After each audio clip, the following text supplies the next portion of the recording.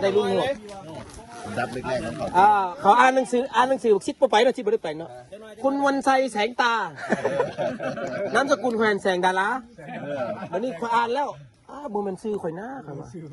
ขั้นเขาอ่านตัวเลขแล้วขึ้นไปฮับเลยพี่แล้วมาแข่งอยู่บึงขันหลวงเขาเอาขันมาส่งมัดบุมีเลย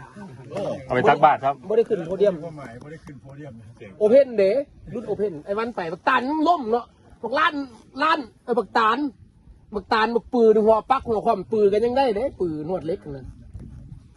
ต้องได้รางวัลต้องได้รางวัลของไอ้ จะเก็บยันเส้น ต้องอ่อนรางวัลนะ ไม่มา บ่ต้องได้รางวัลต้องได้ใจค่อยก็พอแล้วนะ จอยสิ้นหนาพูดว่าได้ลุกดึง ไปสิ้นนะ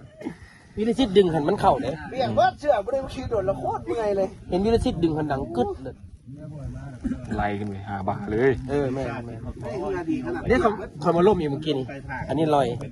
กำคาดมาได้แล้วมัน ตอนนั้นน่ะตอนนั้น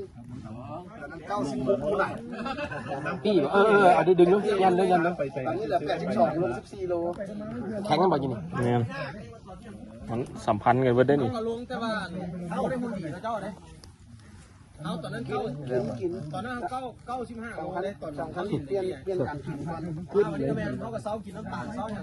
งจะลงมา ปฐมพยาบาล แน่นอนนี่เลยลงหลายเติมเอามาใส่กันเลยไอ้กับ96 83ไปไว้เอากันลงดังกึดที่โดนว่าจึงลงเหลือ83 90 ก็ค่อยกินคือไอ้ว่าค่อยเซากินนั่นค่อยเซากินนั่นเขาเปียกกินเปื่อยนะเกือบ2 ปีเพราะตอนนั้นกินเกือบทุกมื้อเลยนะกินน้ำตาลกินน้ำตาลน้องเราเป็นเซากินน้ำตาล นี่ตัว แม่ละ ไม่ขี่รถนี่แบบใหม่มีแต่แป้งกับข้าว อันนี้เราว่าขั้นรุดเลยสำหรับมันอยากรุดเลย แมนตลอดเลย เจ้านั่นเอาดินกล้ามดินอย่างไรมันกล้ามเนื้อหัดดึง นี่มันหนึ่งวางอยู่เลยวัน โบให้มันยาน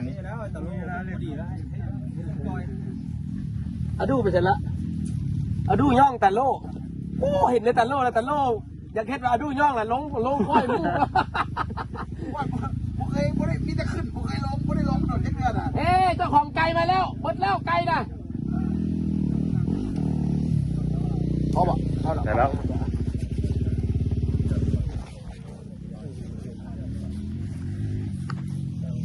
นี่บอลมุตะคอนนี่มึงไปสาวมุตะคอนนี่ดูด้วยได้เลยได้เลยป่ะอ๋ออันนั้นใส่